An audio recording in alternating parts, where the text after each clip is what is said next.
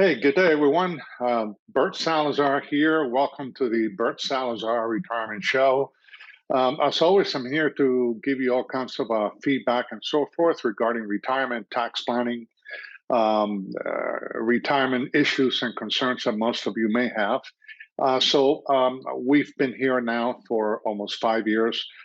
This is actually episode 183, and the title for this episode is Opportunity Cost, the road to financial success. And what I've done over the last 30 days, myself and my staff, we have gone through all the webinars and all the podcasts that we have done over the last 2 years. And we gather all the information that people like you that are watching our podcast and webinars on a regular basis give us feedback and questions and so forth.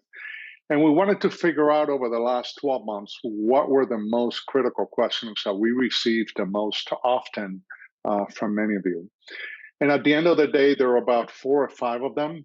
But the number one question that we received is, for us to be able to provide you with more education regarding economics and how money works. Because what we find is that everything that we do in our country is being controlled by the government. So, you're always swimming against the current, or you're climbing uphill. Because at the end of the day, if you start putting more money away into your 401k in order to maximize your retirement benefits in the future, what happens? The government does something stupid, inflation goes up, the cost of your money or the value of your money actually is less than when you first started. Or the government goes ahead and increases taxes as they will as of January 1 of 2026. And all of a sudden, now you need to start taking more money out of your retirement accounts in order to pay the tax and have enough money left for you to be able to maintain your standard of living throughout retirement. So most Americans, as good as they're trying to do things, they're fighting a losing battle. And unless you get to understand economics and unless you understand how money actually works, the probability of you being successful is going to be slim to none. And it's not necessarily 100% your fault, but you're also at fault for a lot of it because, shame on you, shame on me, shame on us for not educating ourselves enough to understand, how to beat the government at their own game. What happens is that most Americans, when it comes to the government, they're playing checkers with the government, but the government, on the other hand, is playing chess. And because they're playing chess, they're going to beat you every single time out. So what I'd like to do today is I want to talk to you about an area that most Americans have never heard about. I would argue that most of you, and some of you may know a little bit about it, but very few of you truly understand what opportunity cost is, which is one of the major flaws that we have in economic systems, because if you don't understand it, you're going to pay the price dearly for it. And it's going to cost you hundreds of thousands of dollars in savings, in retirement income, in future value for yourself and your family and your business if you have one. So if you ever get to a point in your life where you first understand what opportunity cost is, and number two, and second, you implement opportunity cost recovery techniques, then chances are you're going to be a lot more successful than the majority of people that you surround yourself with. So I went ahead and I wanted to get an actual description of what opportunity cost is. So I wrote it down so I can read it for you, because from an economic standpoint, remember, unless you're majoring in economics in college, chances are you're never going to take Econ 101 or Econ 102. Forget about high school. You're never going to see anything relating to this. And it's so important. It's actually more important to know how money works than to try to make more and more money every single year, because you can put away a lot of money if you understand the capacity of money and how money works, and how opportunity cost can be a savior to you and your family, instead of trying to get more and more money. But at the end of the day, if you can earn more and more dollars on an annual basis and you understand how opportunity cost is, and you're a believer in how to recapture opportunity cost, and you do things along those lines, chances are you're going to be very successful. So, what is the definition of opportunity cost? In economics, opportunity cost is the value of a benefit received versus the value of a benefit given. In other words, if you choose one activity or one financial activity, you give up other opportunities and their cost must be measured. I'm going to go into details because although that is the true definition of opportunity cost, I'm going to give you some really good information along those lines that are going to help you understand what it means. Now, where can you apply opportunity cost? Well, you apply it from a business standpoint and also from a personal perspective. So, for instance, let's say, and I'm going to give you some examples for you to take with you at the very end.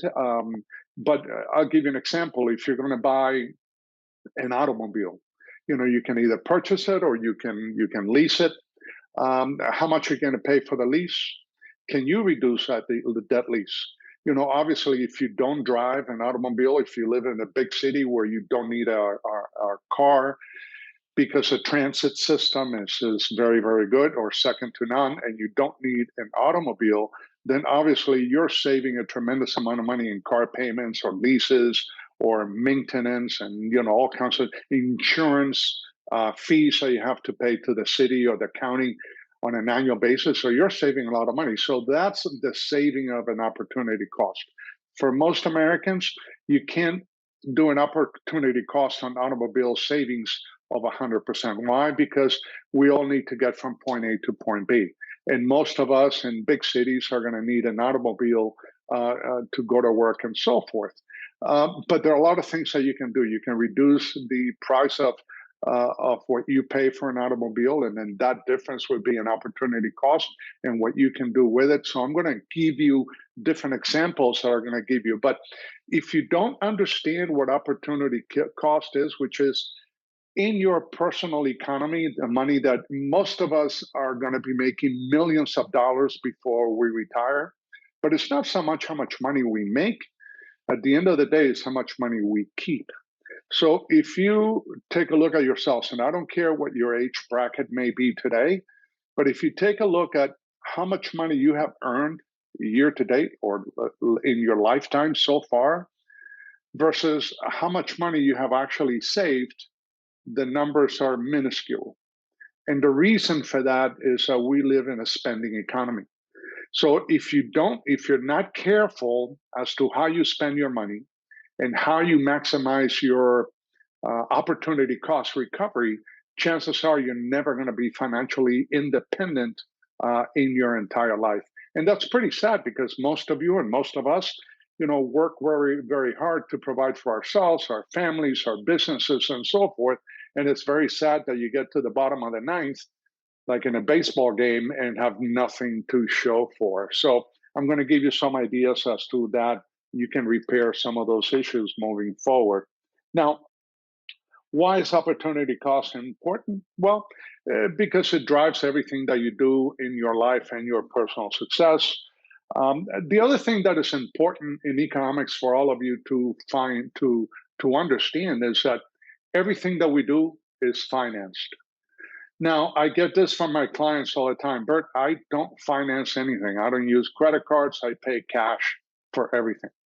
Well, I would argue that when you pay cash, that's a form of financing.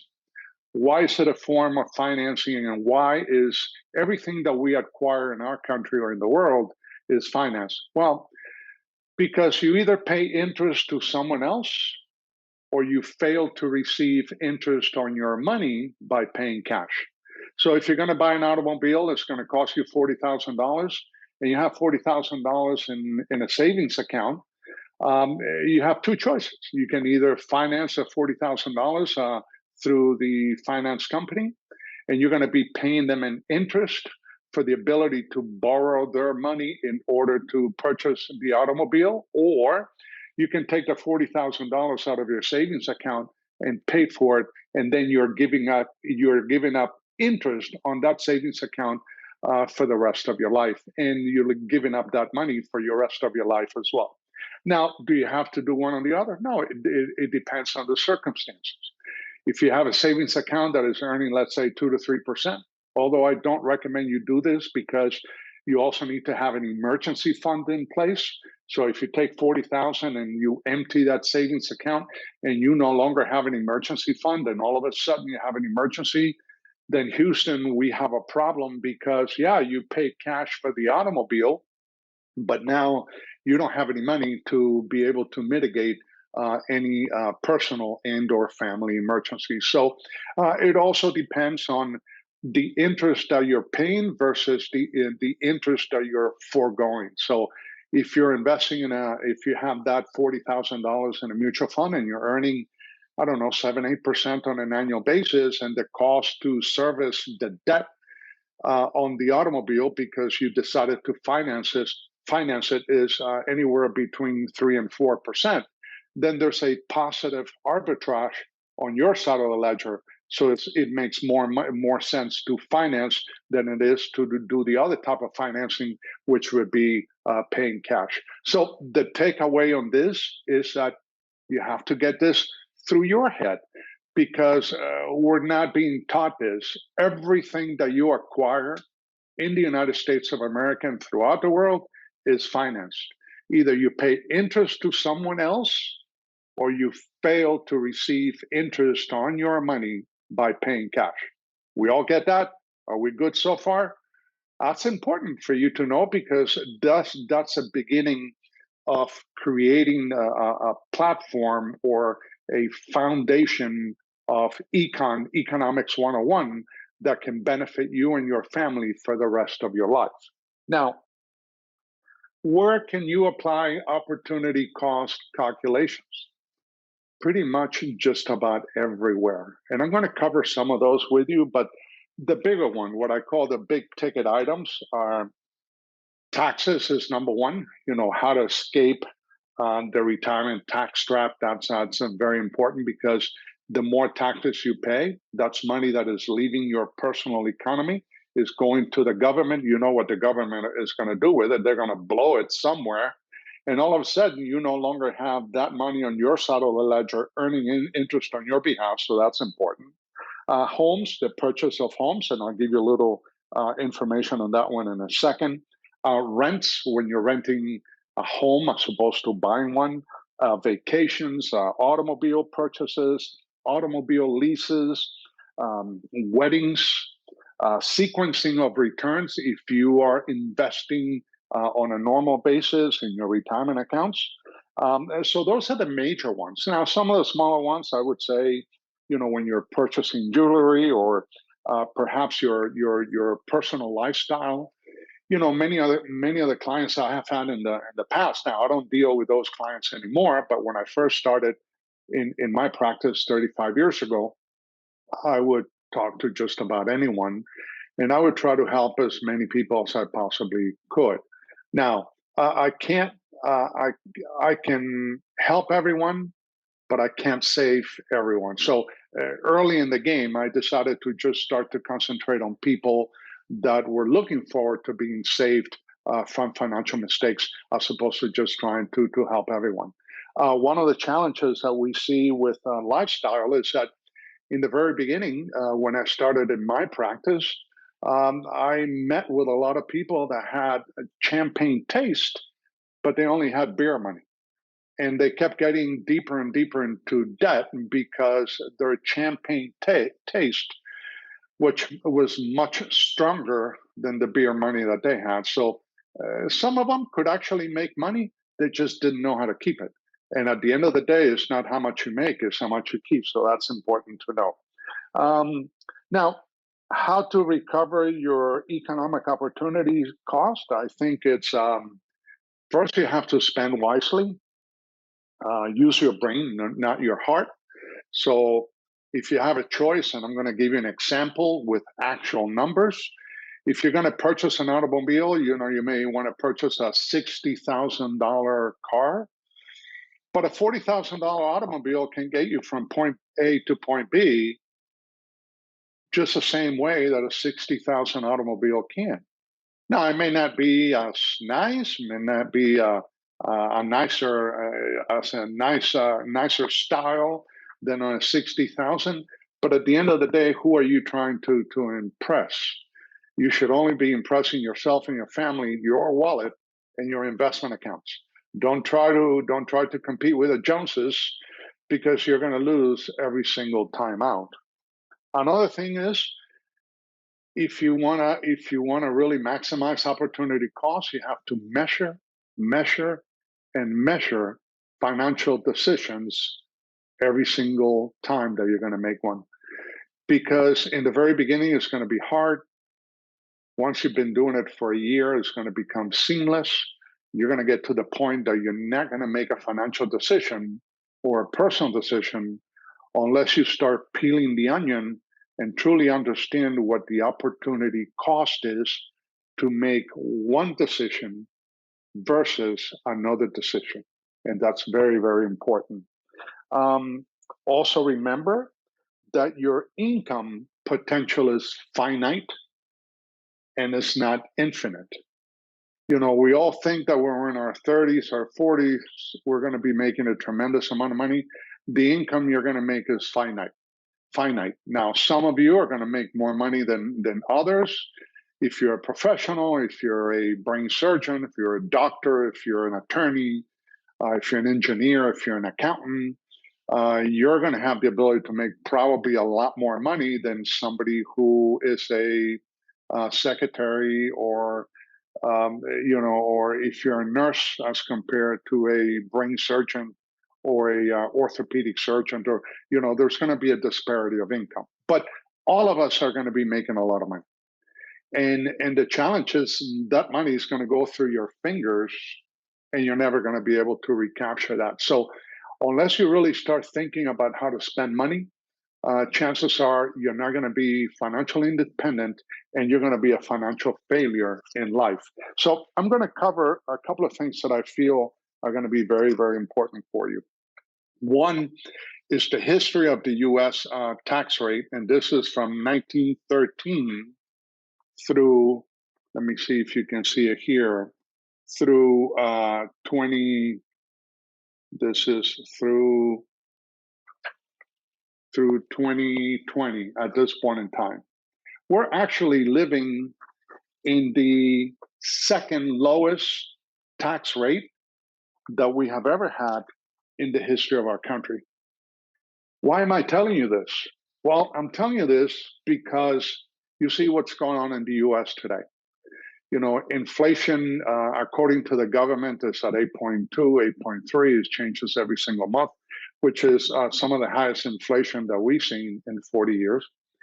But if you all of a sudden take a look at the essential goods and services that all of us need to use every day, inflation is between 13.5% and 15.5%. Because remember, when the government tells you that inflation is at 8.2%, they're taking a look at all the products and services that are sold in the United States.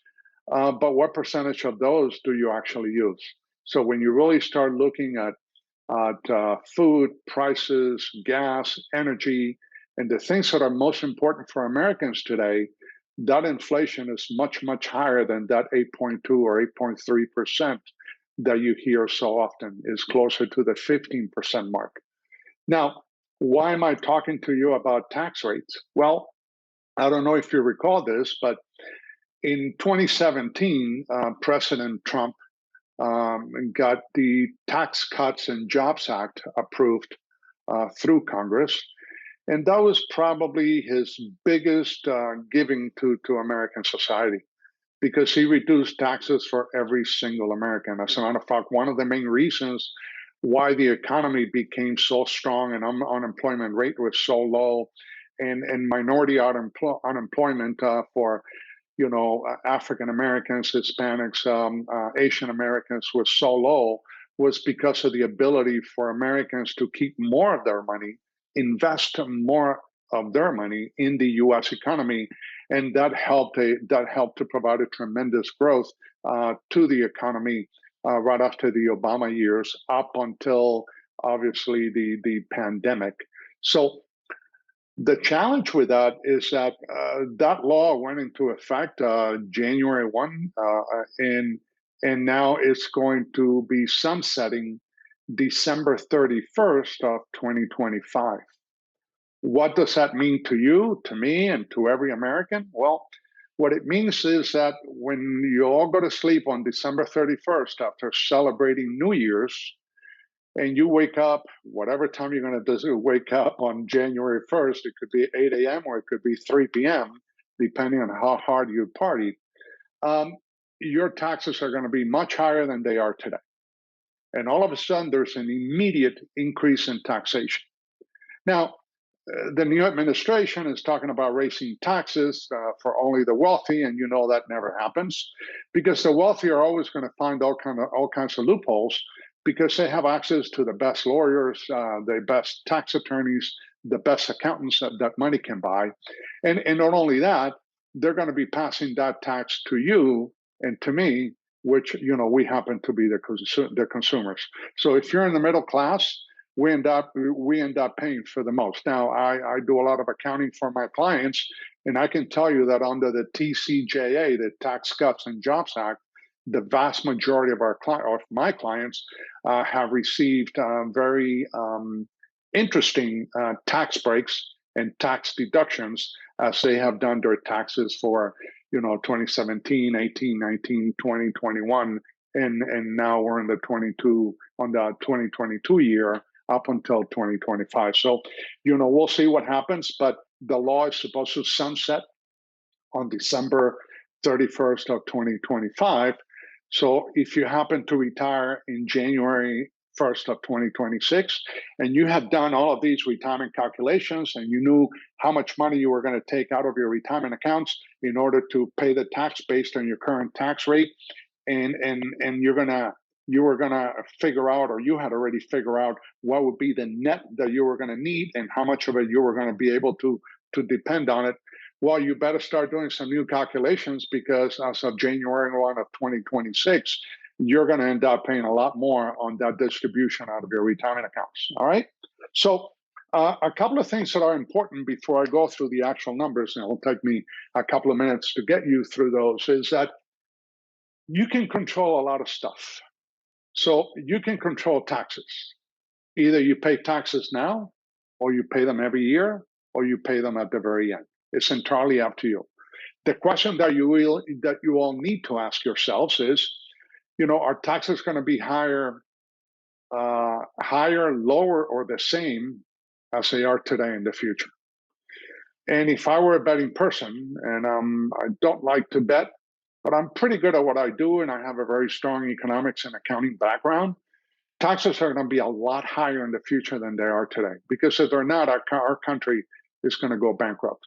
So we know for a fact when taxes are going to go up in the future, and that's going to be January 1 of 2026. So it behooves each and every one of you to do a lot of tax planning between now and then, because you don't want to get caught in international waters on a dinghy with no paddles. And that's what's going to happen to the vast majority of you. So those of you that think you're on top of the world because you're maxing out on your 401ks, your IRAs, your SEPs if you own a business, your profit sharing also if you own a business, or your pensions and so forth, and you think you're on top of the world, then you ought to start doing some opportunity cost calculations, as the ones that I'm just going to cover for you, and not have one specifically for tax recovery, which is going to make you think differently as to how you're going to be able to live your life in the future and how you're going to be able to minimize those lost opportunities that you could have had if you had made a much better decision than what you've made in your entire financial life. All right. So the first one that I want to share with you, and this is going to be more on a payment. So let's say that you're someone that does not believe in purchasing automobiles, and you like the idea of leasing your cars for 2, 3, or 4, or 5 years, and then turning them in and getting a new one and so forth. Obviously, you have a lease payment. that you need to deal with. You also have a number of other issues. You have insurance payments. You know, when you lease an automobile, you need much higher coverage of insurance, and it's going to cost you more. So obviously, the premium for that is going to be higher. So I think one of the questions that I always try to pose to my clients when they tell me, they call me and they say, Bert, does it make more sense for me to buy or to lease an automobile? My answer is always, it depends. And every case is going to be different. So the one I'm going to share with you today is one in which you have the ability to lease a $70,000 or $60,000 automobile, or you have an opportunity to lease a $40,000 one. Now, obviously, if you lease a $60,000 or $70,000 car versus a $40,000, your lease payments are going to be higher. Now, there may be some discounts and whatever, but traditionally speaking, your payments are going to be higher. So the question is, well, why if I, instead of allowing my heart to dictate what I should be doing, I'm going to allow my brains and my mind to do that? So if I can drive a nice $40,000 automobile, and for many of you, it could be less. I'm just giving you an example, versus a $70,000 or a $60,000 car, what kind of saving would I have? So let's say that your total saving on the lease payments is $350, but you really wanted to have that $60,000 automobile. But now you use common sense, which I always say that, you know, common sense is the least common of all senses. But now you're using common sense, and I like that. Good for you. Now you're going to take that difference in let's say that the difference in the lease payment was $350 a month from the 60, 70,000 to the $40,000 one. And you're going to take that $350 payment, which is an opportunity cost recovery, because you chose to do the right financial thing for you and your family. And now you're going to take that recovery cost and you're going to put it into an investment account, let's say earning 6%. Okay? You could do better, you could do worse, but let's say on the average, 6%, which is feasibly doable. Well, over a 10-year period, by putting those $350 a month into that account, now you would have an additional $57,645 in that investment account. See, if you had chosen that $60,000 or $70,000 automobile and you ended up paying the $350 extra for that lease, not only did you lose those $350 that went to the lease company, you also lost the opportunity cost of taking those $350 every single month and investing it in an investment account that would be earning an additional 6% on an annual basis. So not only are you using the premium out of your personal economy that you paid, but you're also losing that interest that you could have earned on the account. Remember, I always say that everything is financed. Either you pay interest to someone else or you fail to receive interest on your money by paying cash. Well, what if we go, instead of 10 years, we now go 20 years? Because you're going to be doing these leases on every 3, 4, or 5 years, and you're going to take that differential and put it into an investment account. Well, at the end of 20 years, just with this automobile leasing program, now you would have an additional $162,523 or $162,523 that you would have in a separate account. You're still driving a beautiful automobile, but you have an extra $162,000 in a side investment account that you can do all kinds of things with. And that money is liquid, is readily available. It could be used for retirement, for investment purposes, purchasing real estate, whatever you may want to do along those lines. Isn't that a great tool as opposed to just throwing that money away by paying somebody else.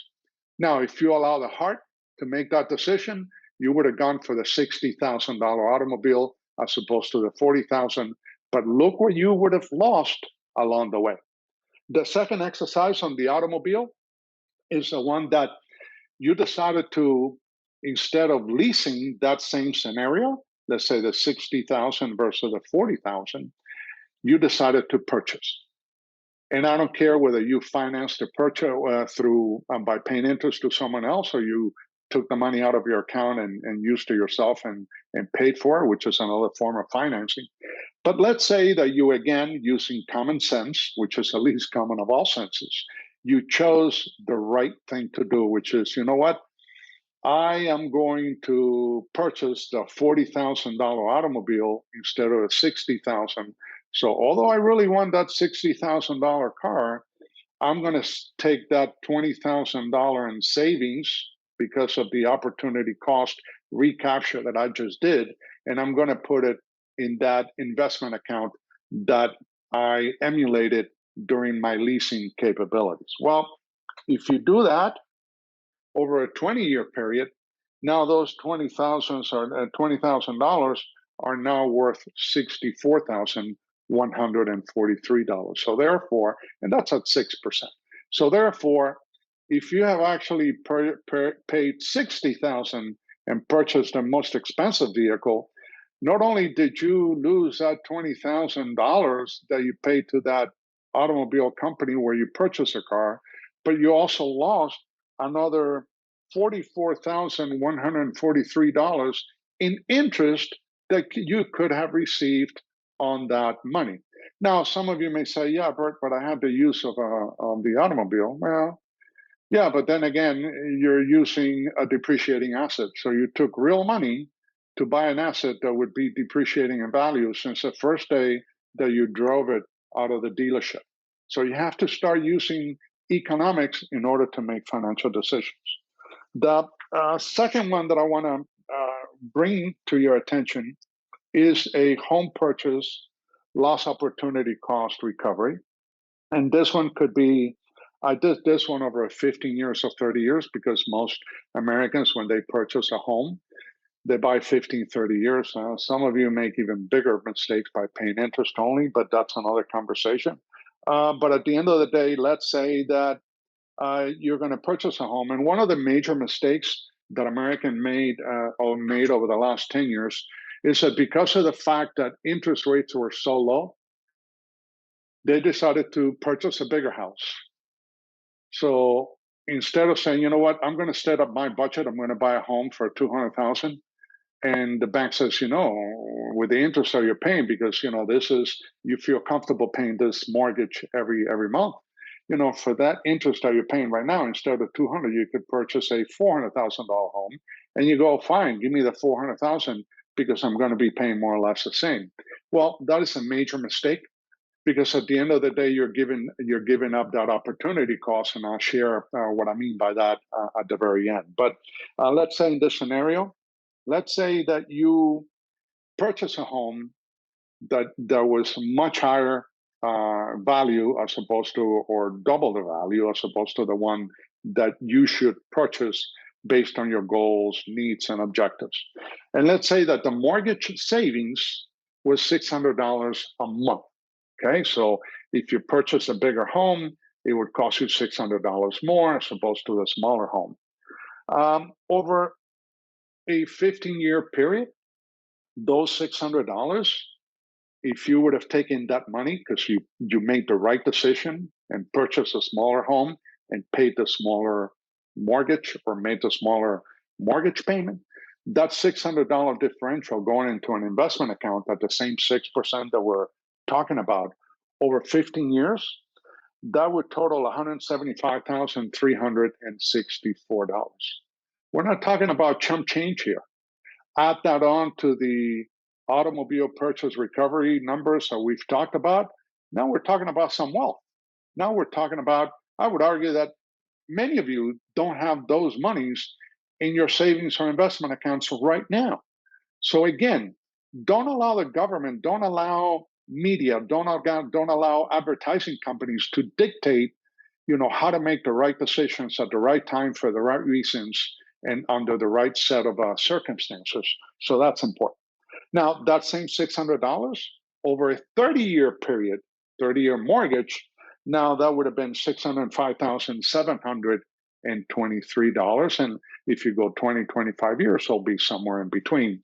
So you can see how big those numbers are. But now let's take it one step further. Let's say it's not just the $600 difference between the bigger house and the smaller house.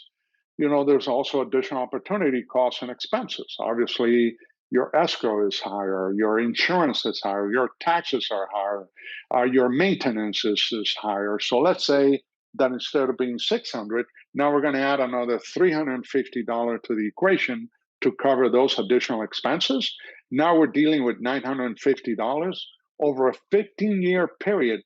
Those savings, or what I call the loss opportunity cost recapture, would give you an additional $277,659 into your investment account. And if we go 30 years, as we did in the first exercise, then the $950 at a 6% interest rate over 30 years, that would amount to $959,061. So very close to $1 million in tax recovery that all of you could have for yourselves and also for your family. So you can see how making decisions with your heart can cost you hundreds and hundreds of thousands of dollars in the future for you and your family. Not only that, it will cost you security. It will cost you being financially independent. It will cost you being financially successful. It will cost you being rich. It may even cost you being wealthy, because there's a difference between being rich and being wealthy. So those are things that are very important for you to do. And then the final one that I want to cover with you today and close this video is tax savings in retirement. And I'm going to do one for 15 years and 30 years. See, if you start putting money away, and many of you right now are maxing out on your 401k. Some of you may be putting some money into a Roth. Some of you may be investing in some municipal bonds and so forth, which are tax-free. Some of you may be using life insurance, which is an excellent tool for retirement distribution planning because of its tax benefits, because there are no taxes under IRS Rule 7702, which I'm going to start covering more and more on that as we move forward toward the end of 2022 and then all of 2023. But you have the ability to manage taxes. If you know that taxes are going to be much higher in the future than they are today, because somebody's going to pay for this mess. I mean, our national debt is now north of $31 trillion. That's a heck of a lot of money that all of us are going to have to pay at some point in time in the future. And by the way, I saw something the other day very important. If the government can print money anytime they want, why do we need to pay taxes? Think about that for a second. If the government can print money under modern economic theory, as they all claim they can, then why should we pay taxes? They just go ahead, print money and pay all the expenses of running the United States of America, and then leave me alone and don't bother me. But it doesn't work that way, because they're not going to do it. They want your money, they want my money, they want our money, and they want as much of it as they possibly can. So what if instead of putting the money in a 401k? Now, I don't want you to throw away the baby with the bathwater, okay? Let's face it. I would always recommend to my clients that put money into your 401k up to the match. So if you're being matched by the employer, that would be free money. You don't want to give that up. So put money into your 401k up to the match. You may take some deductions up front.